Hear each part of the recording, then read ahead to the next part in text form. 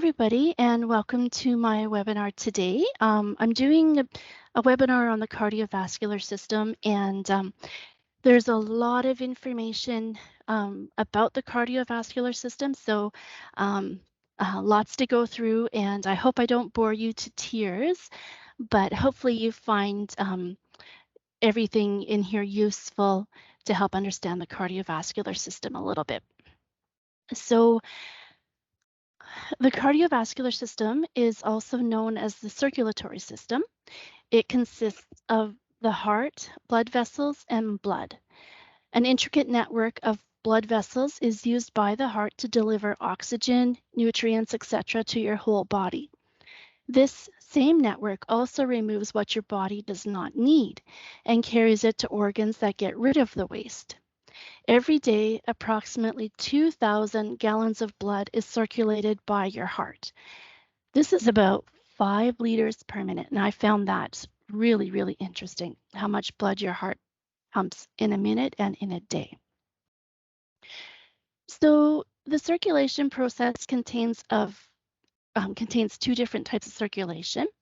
There's systemic circulation and pulmonary circulation. Systemic circulation is when oxygen-rich blood leaves the lungs and goes into the left side of the heart. It is then pushed out to your body's cells to give them oxygen and nutrients.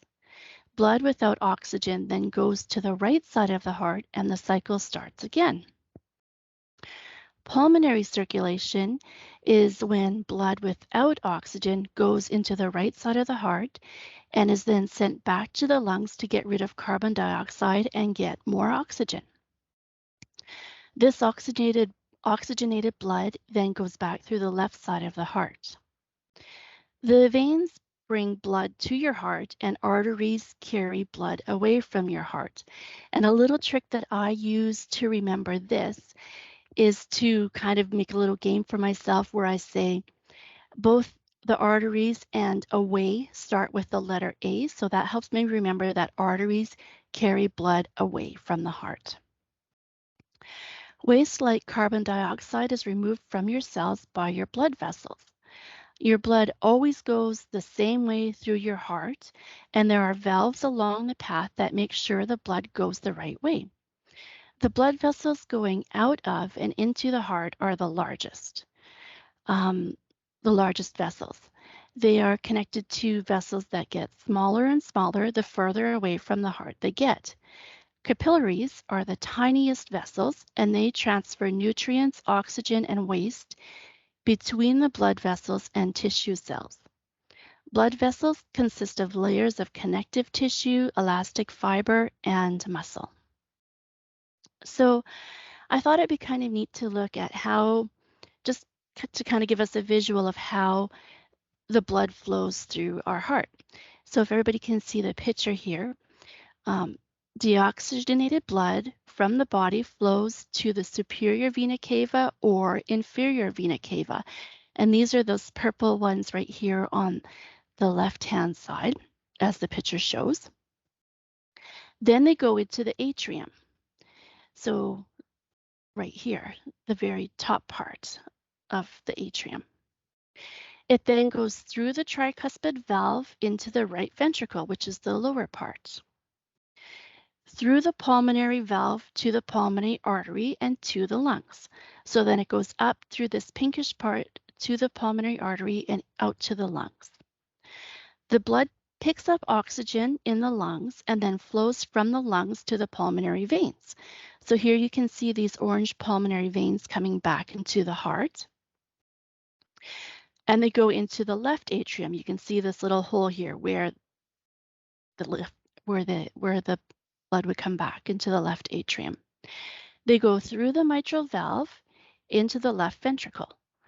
It then goes through the aortic valve to the aorta and out into the body. So then it goes from the left ventricle up into the aorta, and you can see how it branches out to take it places into your body. In order for your organs to do their job, they are supplied with oxygen and nutrients by the cardiovascular system, and the blood vessels carry waste and carbon dioxide away for disposal. The cardiovascular system is also responsible for helping to keep your temperature in a normal range, as well as giving your body what it needs during rest as well as during exercise.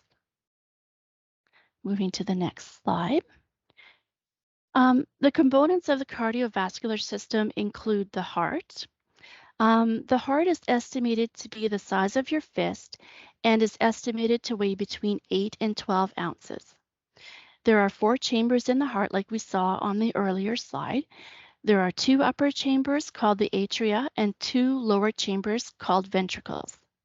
The septum separates the upper and lower chambers, and the blood flow between the chambers is controlled by the valves. So I showed you the mitral valve and the tricuspid valve. Interestingly, 2/3 of the heart is located on the left side of the body, and the other 1/3 is located on the right side.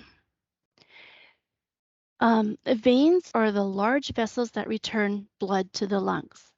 The walls are thin and less elastic and muscular than arteries because they do not have the same amount of pressure on them as the arteries do.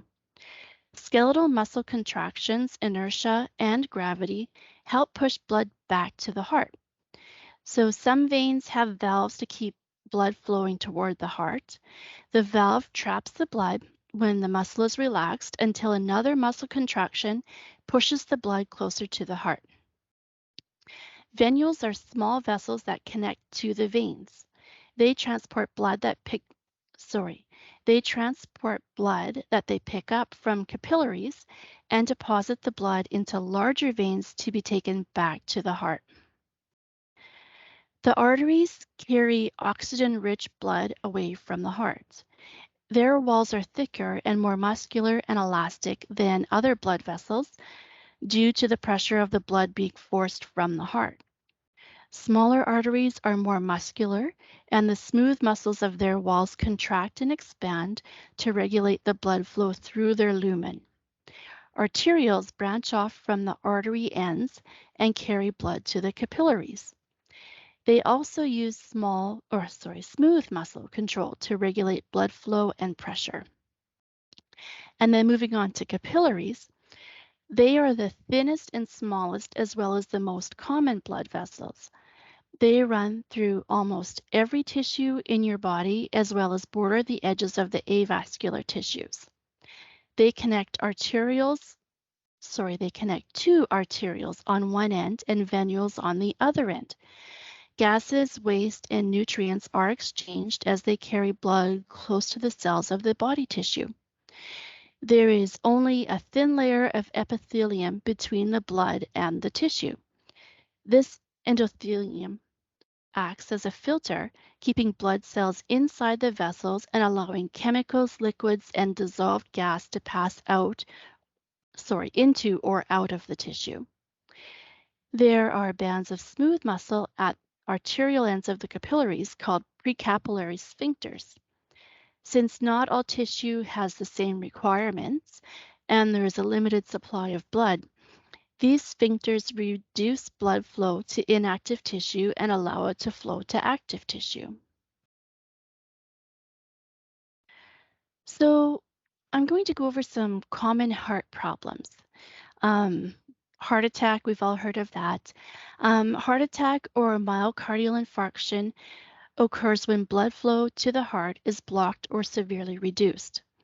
A blockage can be caused by a buildup of fat, cholesterol, or other substances in the arteries. Atherosclerosis is not easy to say, by the way, is a plaque buildup due to cholesterol-containing deposits. If a plaque ruptures, it can form a clot that blocks blood flow, which can destroy or damage the heart. Symptoms of heart attack can vary from mild to severe or even no real symptoms at all. You may feel chest pain manifest as pressure, pain, squeezing, tightness, or aching. You may feel spreading pain or discomfort in your shoulder, back, neck, arm, jaw, teeth, or even in the upper belly. which can also be a symptom. Um, you may have cold sweats, you may have heartburn or indigestion, nausea, shortness of breath, fatigue, or dizziness. These symptoms may vary in women and can be felt as brief, sharp pain in the neck, back, or arm. Some heart attacks happen without any symptoms, but many people have warning signs like recurring angina that doesn't go away with rest. So next we have heart failure, and heart failure occurs when the heart muscle is not able to pump enough blood in order to meet the need for blood and oxygen. The heart tries to make up for this deficit by enlarging, where the heart tries to keep up with demand by stretching to create stronger contractions. It can also develop more muscle mass, where the contracting cells of the heart get larger. It can also pump faster. The body tries to help make up for the heart not working properly by the blood vessels narrowing to keep the blood pressure up. It also diverts blood from what it considers less important tissues and organs, like the kidneys, brain, and heart. This does not solve the problem, and the failure continues to worsen, and eventually these measures will no longer work. Over time, the heart and body can't keep this up, and you will start to feel symptoms like fatigue. You may have breathing issues or other symptoms that prompt you to see a doctor. Because of the measures your body has taken to compensate, you may not be aware of heart failure for a long time. So failure can affect both sides of the heart, either the right or the left, but most often it affects the left side first. So moving on, we have arrhythmia, which is irregular heartbeats. When the electrical signals that coordinate the heartbeat do not work properly, this can cause the heart to beat too fast, too slow, or irregularly. This may be harmless and can feel like a fluttering or racing heart. Sometimes arrhythmias can be bothersome and life-threatening. Some variation in your heart rate is normal, like a slowdown when sleeping or an increase with exercise.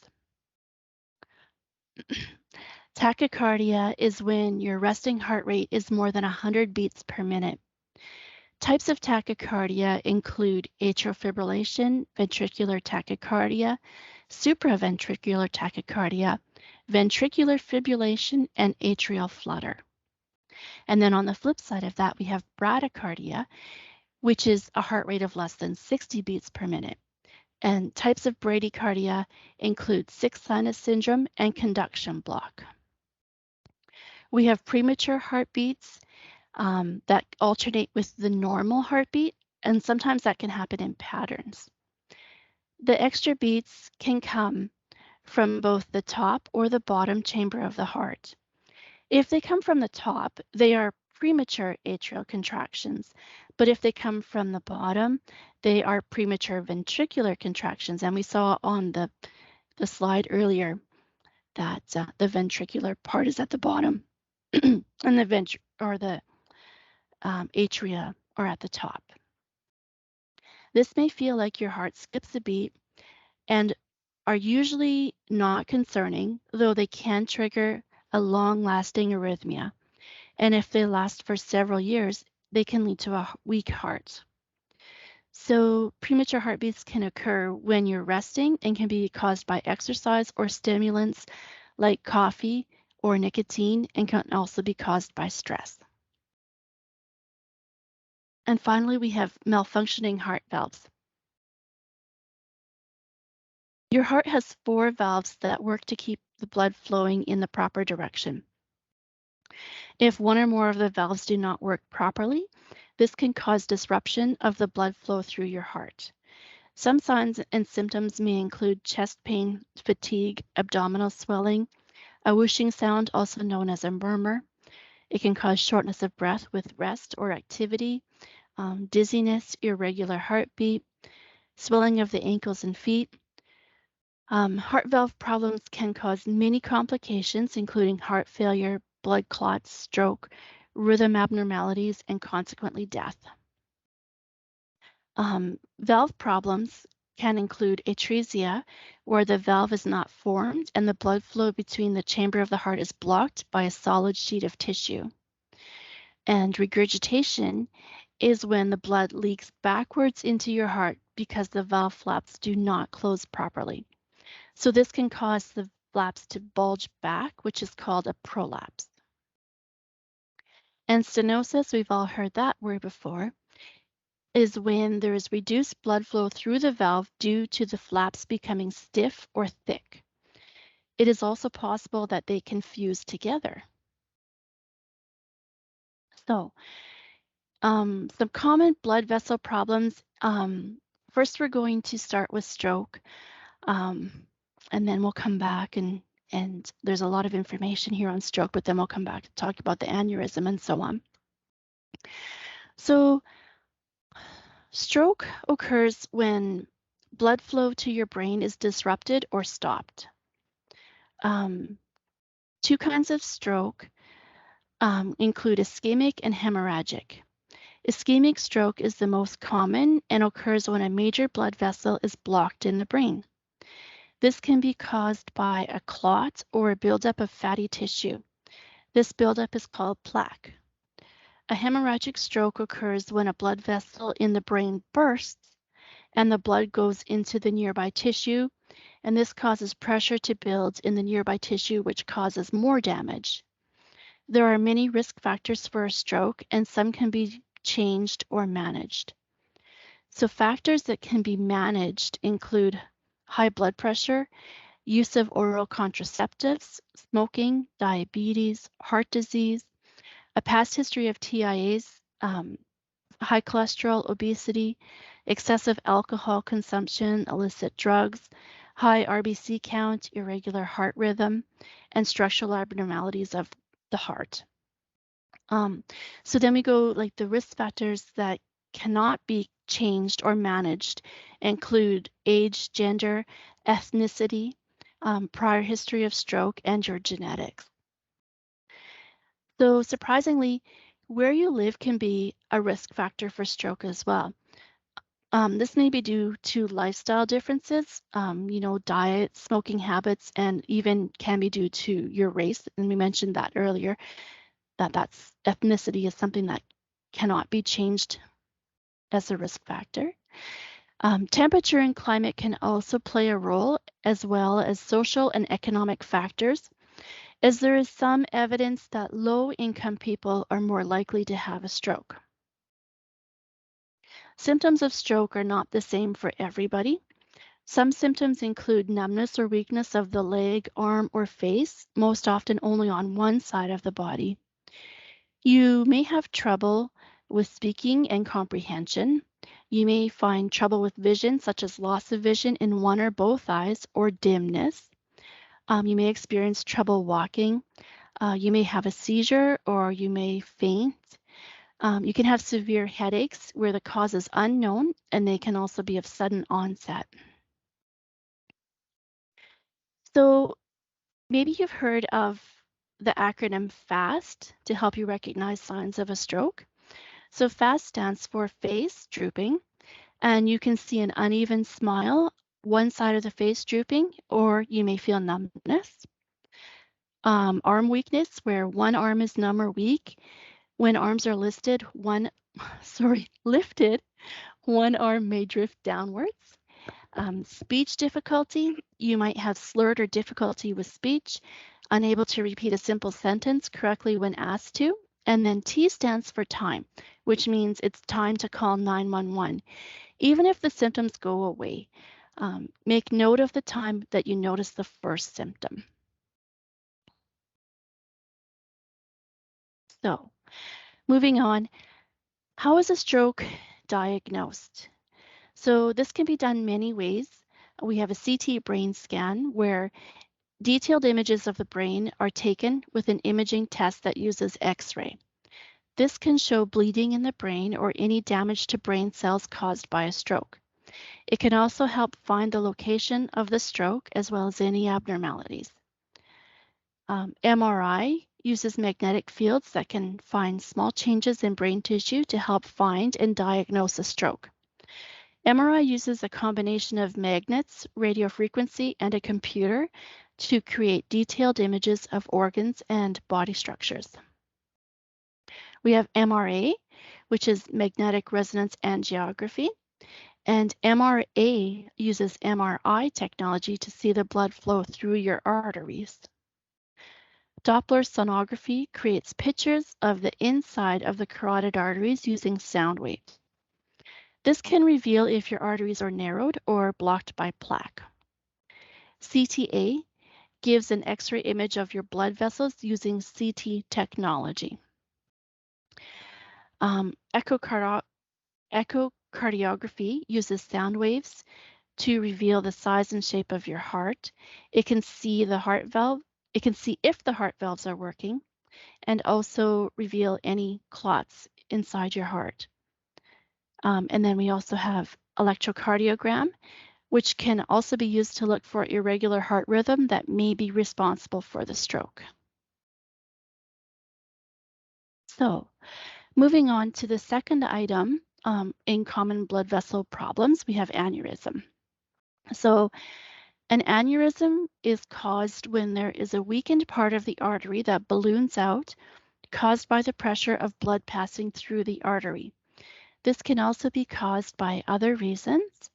They can happen in any blood vessel, but they commonly form in the chest or belly portions of the aorta. When the aneurysm is in this location, it can be very serious. They can also happen in other areas such as your leg and are less serious in that location. Aneurysms can be life-threatening as they can burst and cause a stroke or massive bleed. It can also affect circulation and lead to blood clots. They can have mild symptoms or no symptoms at all.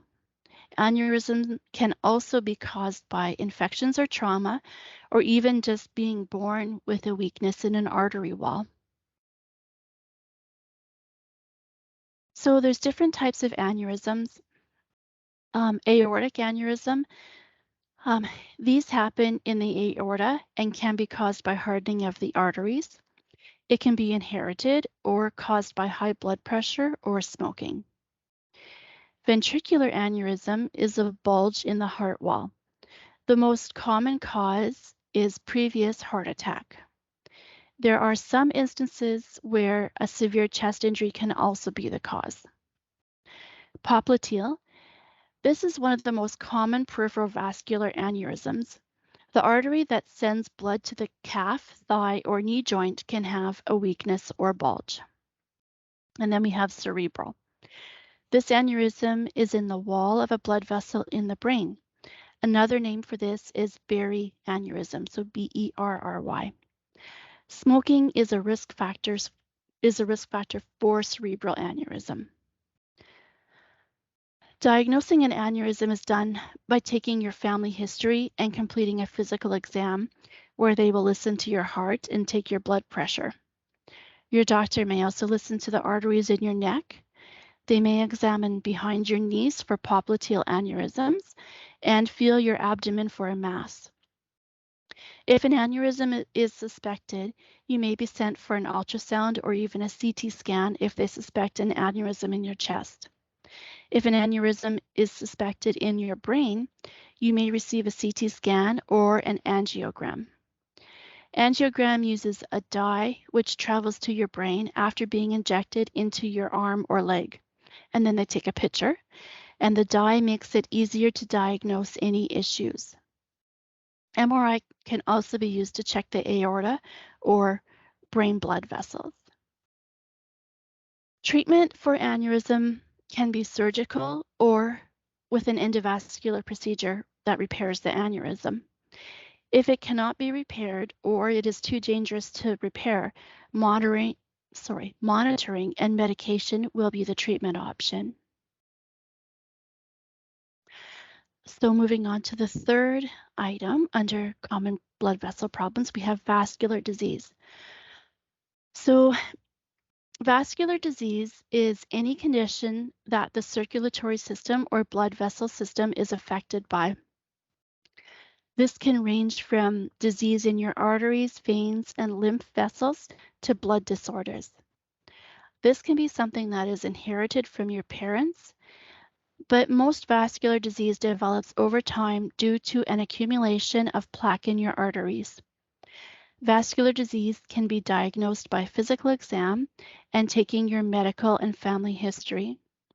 There are also tests that they can use to diagnose vasculopathy that include MR angiography, CT angiography, catheter angiography, or vascular ultrasound. You may be able to reduce all your risk factors like age. Sorry. You may not be able to reduce all your risk factors like age, genetics, and family history, but you can do a few things to help reduce your risk of vascular disease. These include managing your diabetes, cholesterol, and blood pressure if you have issue with any of these conditions. Regular exercise, healthy eating, and managing your weight can also help. Reducing your stress level is not always easy, but it can help reduce your risk if you can reduce your stress. Avoiding tobacco products can also reduce the risk of vascular disease. So, types of vascular disease include the following. We have peripheral vascular disease, which is a blockage in your legs. This can lead to loss of circulation and gangrene or loss of your extremity. Symptoms can include leg cramps or pain that is worse with activity and improve with rest. You could see changes in the color of your skin, sores or ulcers, and you can experience tired legs. Peripheral vascular disease can be treated with diet and exercise, but may also require medication or surgery. Next, we have renal artery disease, which is a blockage in your renal arteries that can lead to renal artery disease and kidney failure. Symptoms can include uncontrolled high blood pressure, abnormal kidney function, or congestive heart failure. To treat renal artery disease, you may follow a low-salt, heart-wise diet. You may require blood pressure medication as well. Raynaud phenomenon. This is spasms caused by exposure to cold in the small arteries of your fingers and sometimes toes. Your fingers and toes can look white, red, or blue. You may feel throbbing or tingling. You may need to take medication that helps your blood vessels stay open, and keeping your hands and feet warm can help as well for treatment. Intestinal ischemic syndrome. This occurs when the blood vessels leading to your GI system have a blockage. Symptoms can include severe stomach pain, nausea and vomiting, diarrhea, fear of food, or weight loss. The treatment for this is pain medication or clot-busting medication or even surgical removal of the clot. You may also need angioplasty or stenting or even bypass surgery if you have chronic issues. Popliteal entrapment syndrome. Muscles and tendons by the knee compress the popliteal artery and restrict blood flow to the lower legs, as well as possible damage to the artery. This can be seen rarely in some young athletes. If you have this, you may feel foot or leg cramps or numbness or tingling, and you may see some discoloration. Surgical release of the popliteal artery is the treatment used. And then we have Berger disease.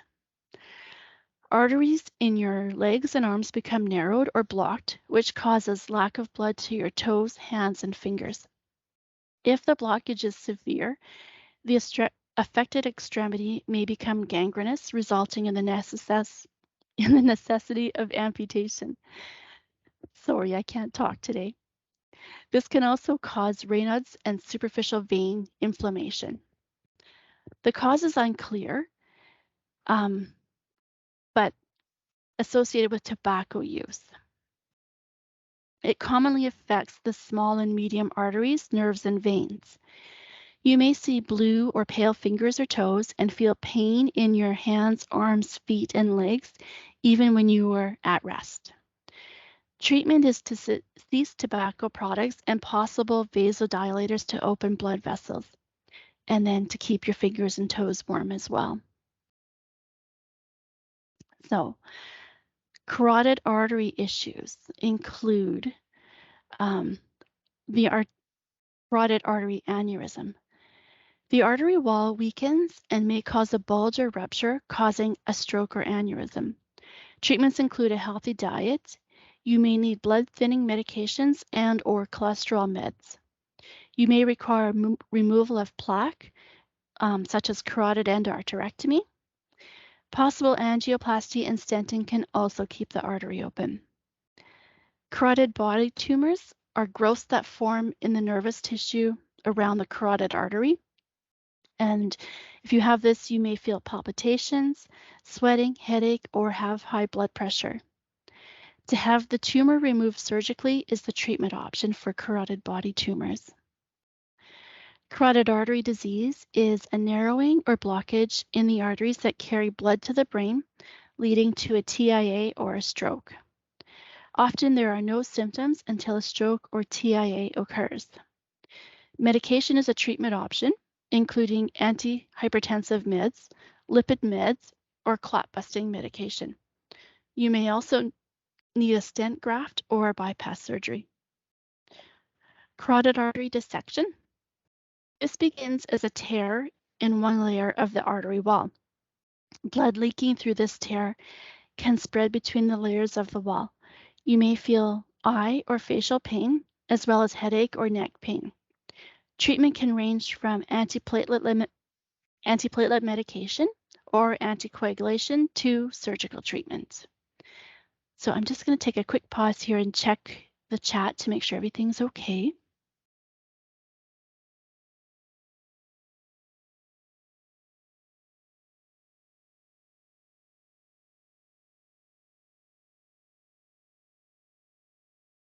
Okay, good. So types of venous disease. We discussed earlier that veins have valves in them and muscles open and close the valves when they relax and contract. If the valves get damaged, they may not close completely, allowing blood to flow in both directions. This can cause blood to pool in your veins or swelling in your veins, making them look like ropes under your skin. The blood starts to move more slowly and may stick to the vessel walls, and blood clots can form. Types of venous disease can include spider veins, which are swollen capillaries. Spider veins, where swollen capillaries can cause small purple or red bursts on your legs, commonly on your thighs, calves, or knees. This can be treated with removal using heat, salt water, or laser therapy. Chronic venous insufficiency occurs when the blood vessel wall and or the valves in your legs are not working properly, causing difficulty for the blood to return to your heart. You may feel leg cramps, heavy legs, or aching or pain, leg aching or pain. You may see some swelling in your legs. Frequent leg motion and compression stockings is the recommended treatment. You may also need vein treatment with salt water, laser, or removal via an incision. And varicose veins. Damaged valves within the veins cause ropey purple, swollen, or bulging veins just under your skin. The treatment for varicose veins is the same as with spider veins, using heat, salt water, or laser therapy. Thoracic outlet syndrome. Disorders caused by injury, compression, or irritation in nerves or blood vessels in your lower neck, armpit, and upper chest area. You may experience numbness or tingling in your arm or leg. You may have neck pain, shoulder pain, or arm pain. That can be felt as well. May-Thurner syndrome. This occurs when your right iliac artery compresses your left iliac vein. This decreases the risk of DVT in your left extremity. This can cause swelling, tenderness, or pain in your leg. You may see red or discolored skin. Treatment for this includes medication or physiotherapy. Now, pardon me while I try to spit this one out. Klippel Treynoney syndrome is a vascular disorder that is congenital. You may feel heaviness or pain in your arm or leg. The treatment is the same as for varicose veins, which is removal using heat, salt water, or laser therapy. Moving on to blood clots. Clotting factors in your blood can coagulate or form a solid jelly-like mass. If a blood clot forms in a blood vessel, this can come loose and move through your bloodstream and can cause a heart attack, stroke, or pulmonary embolism. Clots can cause leg pain, walking difficulties, or even loss of your limb. Different kinds of clots include DVT, which is a blood clot that happens in a deep vein. You may feel pain or see red skin or swelling in your leg. You may feel that the leg is warm. Treatment for DVT includes elevation of your legs. You may take blood thinning medication or medication for the pain. Pulmonary embolism is a clot that breaks loose from a vein and moves to your lungs. You can experience chest pain or shortness of breath. You could be coughing up blood. Treatment can include surgical removal of the clot or blood thinners or thrombolytics. Superficial thrombophlebitis,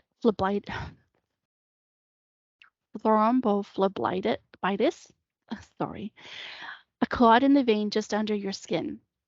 Symptoms can include inflammation, warmth, or pain around the vein. Your skin may be red.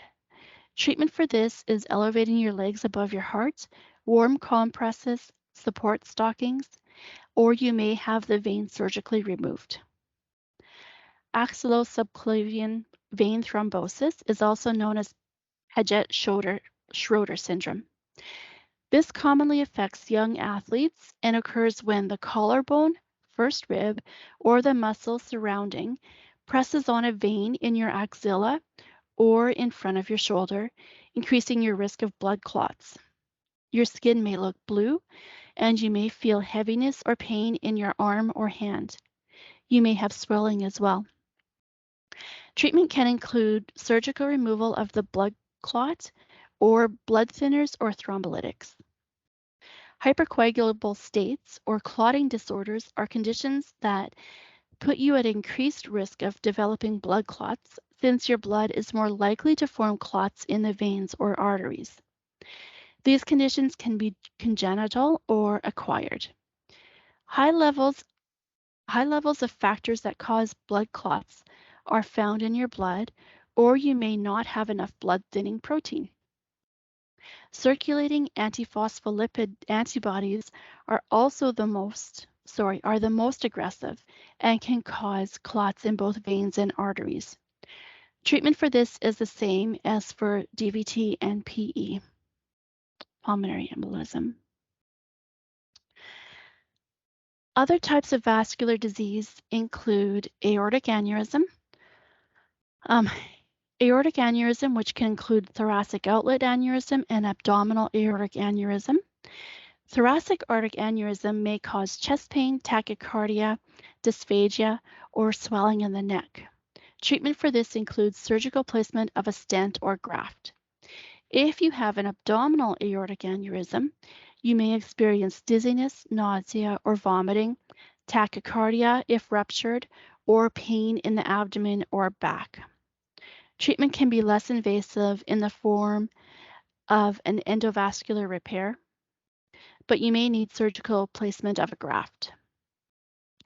Fibromuscular dysplasia, abnormal cellular growth in the walls of the medium and large arteries, causing the abnormal arteries to look beaded and causing narrowing. This can cause aneurysms and dissection. This condition is rare. You may feel pain or dizziness or see vision changes. You may experience high blood pressure or hearing your heartbeat in your ear or a whooshing sensation. Treatment for this includes blood thinning medication and medication for pain. Lymphedema. This is an abnormal buildup of fluid that develops when lymph vessels or nodes are damaged, impaired, missing, or removed. Primary lymphedema is rare and happens when you are born without certain lymph vessels or the vessels have abnormalities in them. Secondary lymphedema is a result of blockage or interruption that can alter the lymphatic system. There are many causes, including infection, scar tissue formation, trauma, surgery, malignancy, DVT, radiation, or other treatments for cancer. You may experience swelling in your legs or arms. Recommended treatment includes lying down and keeping your arm at rest above your heart level twice a day for 45 minutes. You may need to use a compressive sleeve. It is also recommended to use the affected limb for tasks of daily living. Your doctor may recommend you to visit a lymphedema clinic. And then lastly, we have vasculitis. This is when blood vessels get inflamed due to an unknown cause or infection or medicine, making it hard for blood to move through the blood vessels. This can be associated with rheumatologic factors or connective tissue disease. This can also cause an aneurysm. You may feel unwell with fever, or you may see swelling. Your doctor may prescribe you medications, for example, steroids of sorts. And then the final common blood vessel problem we have is atherosclerosis, and I'm sorry, I'm having a hard time pronouncing that today. This occurs when plaque builds up on the inside walls of your arteries. This plaque is sticky and consists of calcium, cholesterol, fat, or other substances. As this plaque accumulates, your arteries become narrow and can harden. This can cause several problems due to the fact that narrow or blocked arteries are not able to deliver enough oxygen, nutrients, and blood vessels to the rest of the body. This can eventually lead to infection in your arms, legs, or other parts of the body, or even tissue death. If a piece of plaque breaks loose, it can get stuck elsewhere in your body and cause damage. A blood clot could also form and travel through the artery. Atherosclerosis can also cause problems including blood clots, stroke, carotid artery disease, chronic kidney disease, heart attack, coronary artery disease, or peripheral artery disease. You may not know you have atherosclerosis until you experience a heart attack or stroke. Some people may notice symptoms if the artery is more than 70% blocked, as the blockage causes your blood flow to get slower, which means that you are not getting enough oxygen to your body.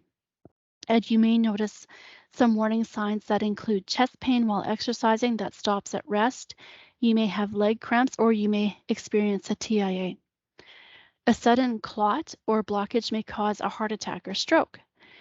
A doctor can diagnose atherosclerosis from your family and personal medical history. Your doctor may listen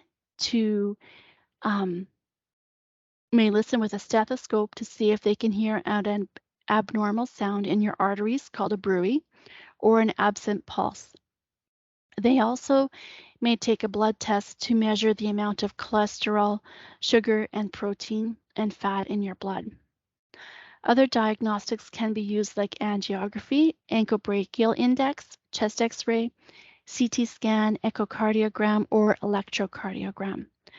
And an exercise stress test or carotid abdominal ultrasound may also be used. So there's 4 stages of atherosclerosis. The first stage is endothelial damage and immune response. The beginning of atherosclerosis is when damage occurs to the inner layer of the artery wall called the intima. Endothelial cells line the intima and create a barrier between the blood and your artery wall. Common things that can hurt the endothelium include high LDL cholesterol in your blood, toxins like cigarette smoke, or long-standing high blood pressure. Once this layer is damaged, cholesterol in your blood can start to gather at the damaged area. The cholesterols then oxidize and begin an immune response, which causes white blood cells called monocytes to move to the area.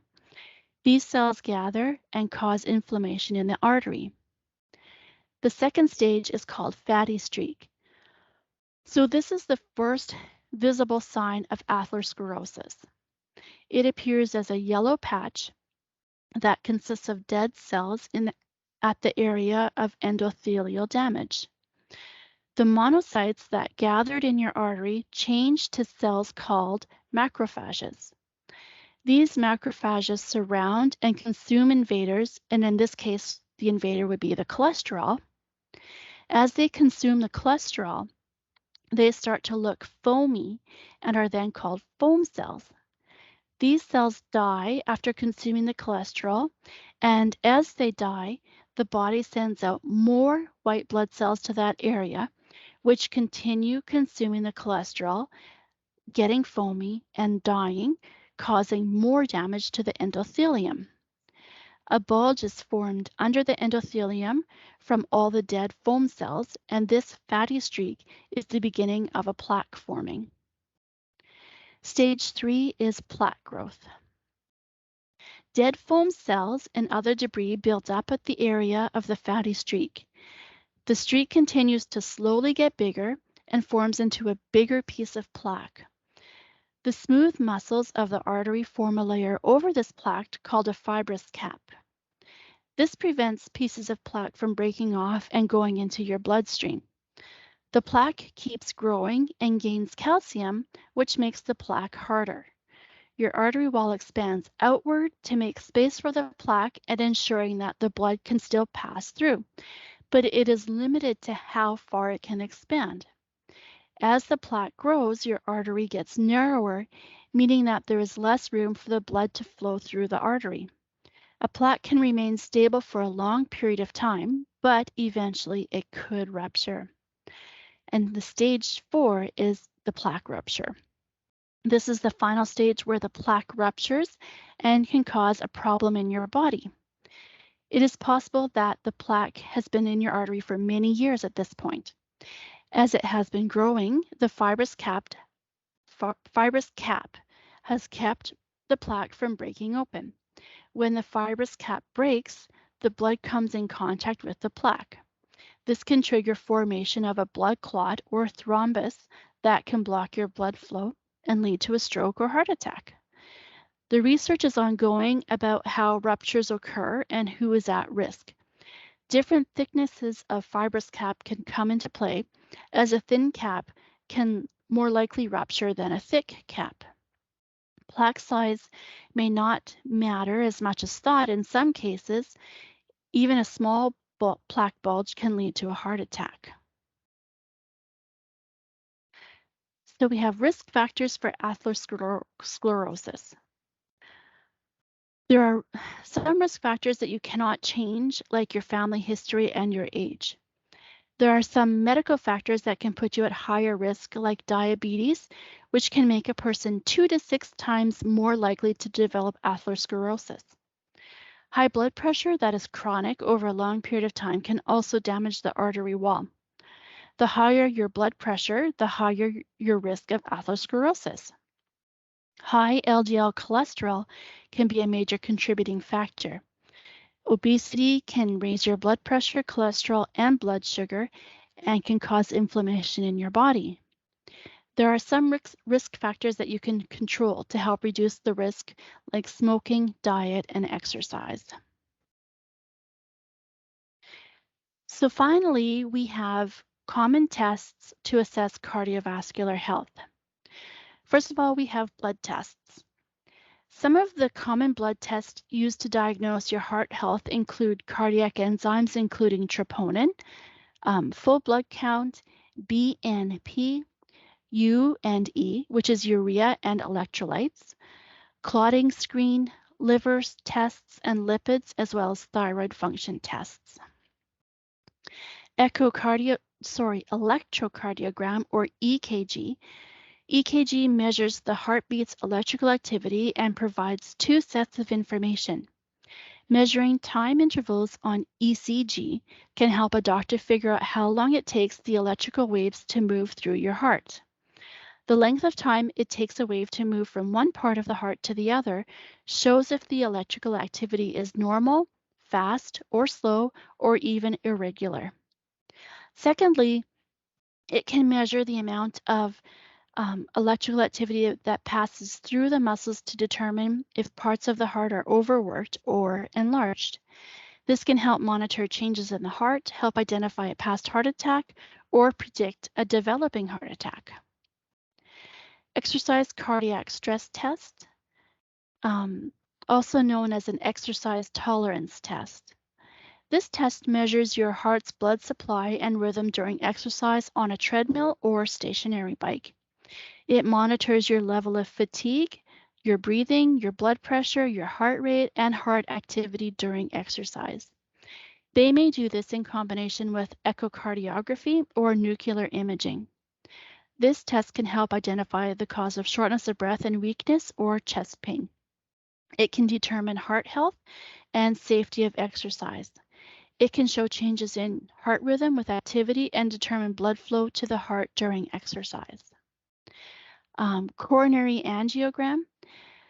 This is an X-ray that is used to examine the coronary arteries that supply blood to your heart.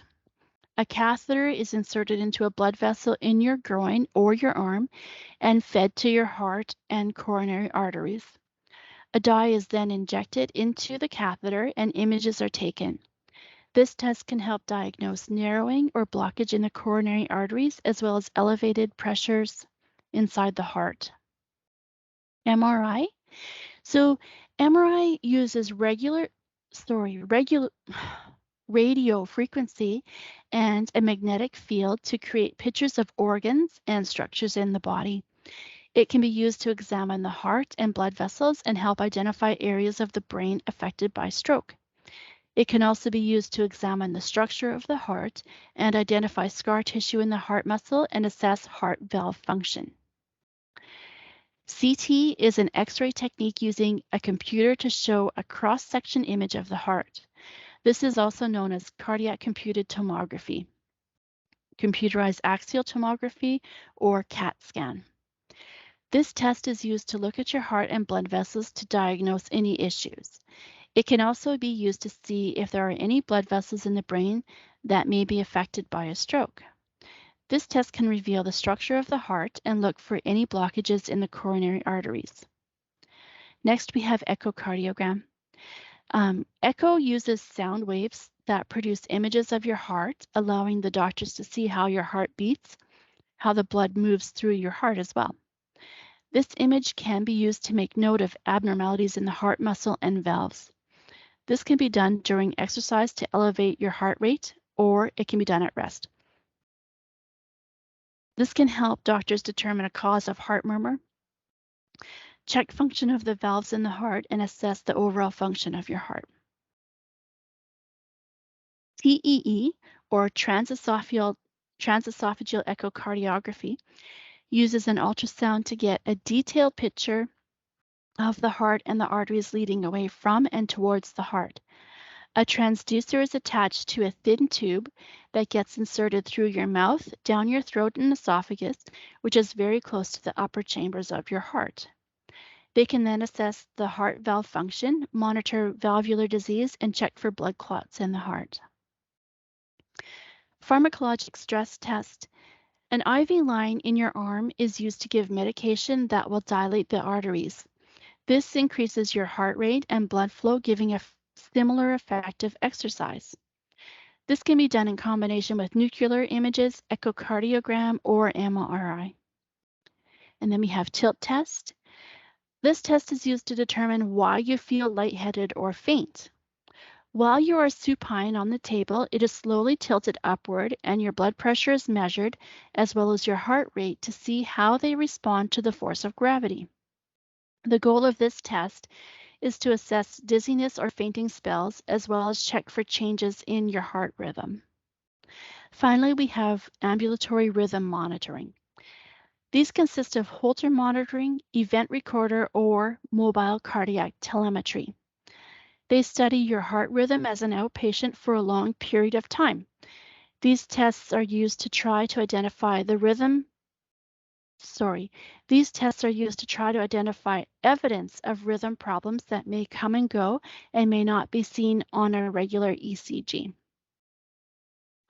So that is all the information that I had for you guys today, but I want to just show you my resources. So if you can see, I used quite a few resources for this and found that, there was a lot of information on each of these pages. So I just want to show you my resources.